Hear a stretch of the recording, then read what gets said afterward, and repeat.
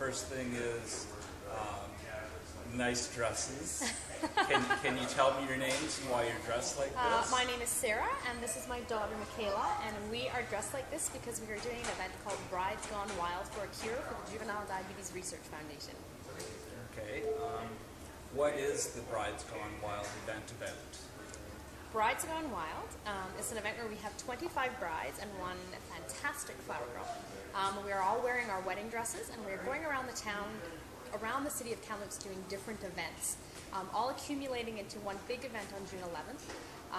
The events are intended to raise awareness for juvenile diabetes, and all of the women are gathering pledges together and raising money for research and research education. That's great. Can you tell me how you ended up being caught up with Juvenile Diabetes Research Fund? When Michaela was 18 months old, she was diagnosed with diabetes. She had been very sick. It looked like she had the flu, and we had taken her into the emergency room where she was diagnosed with diabetes. When Michaela was diagnosed with diabetes, she was very, very sick, and we were told that Michaela would not likely survive the night. But fantastically, she did, and we've been living with diabetes ever since.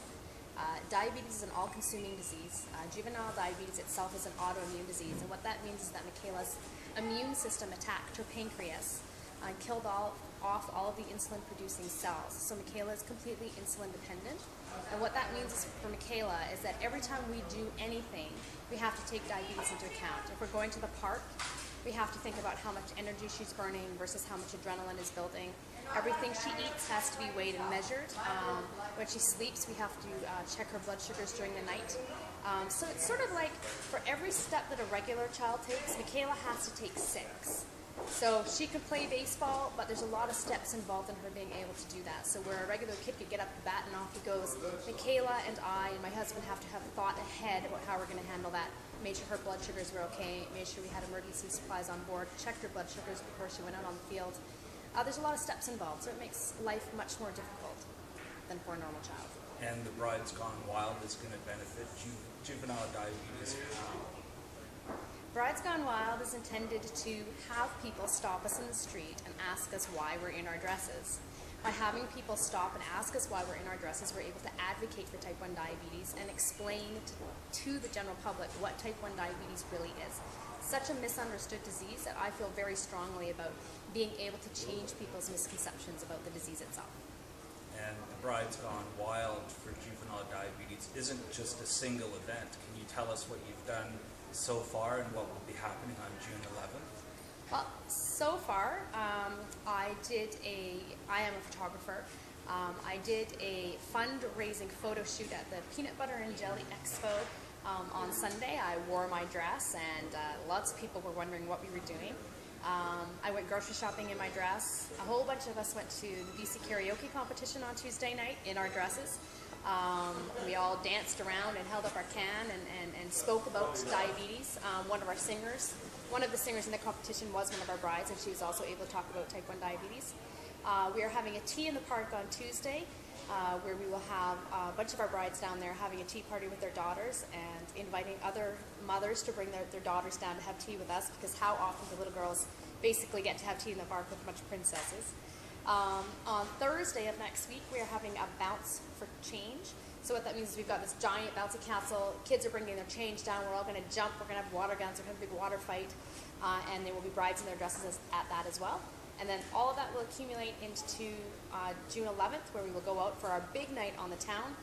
We will be out from about 4 to midnight, mostly in downtown Kamloops on Victoria Street.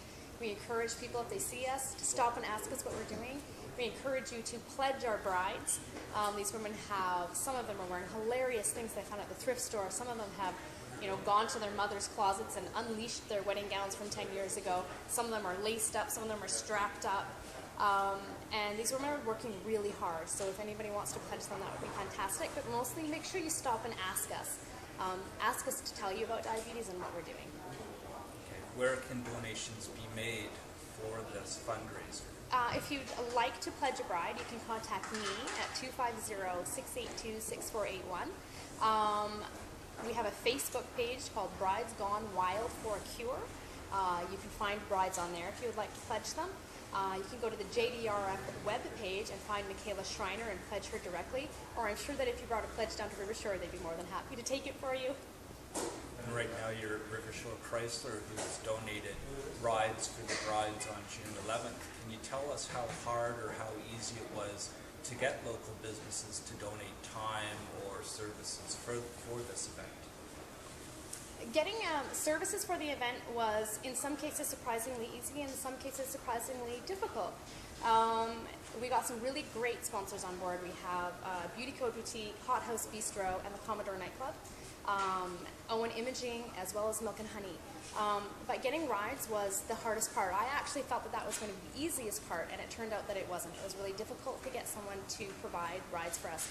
So I was on my way home, and I kept driving back and forth every day along the Valley View Road here. And as I was driving home one day after once again being turned down trying to get rides, I thought, well, there's a whole lot of cars on this strip. What if I went into the dealerships and asked them to give me some cars? And most of them said no. But I came in here, and the general manager was really friendly to the idea. I walked right in and said, I have a crazy idea, can you help me? And he didn't look at me askance or sort of laugh. He listened to what I had to say, and not only has RIVERSHORE provided the vehicles, but they have gone above and beyond in helping us advocate for the cause. My first day here, when I sat down and met with Loretta, I wondered to myself if I was actually in a car dealership, and I was looking around, and you had spoken about being able to open the heart to human kindness, and we're talking about things that made me think I'm not really in a place full of salespeople, because this is the kind of experience I've had anywhere else. But it's the one I've had here, and I can't be more grateful for everything that's happened. That's great. Thank you.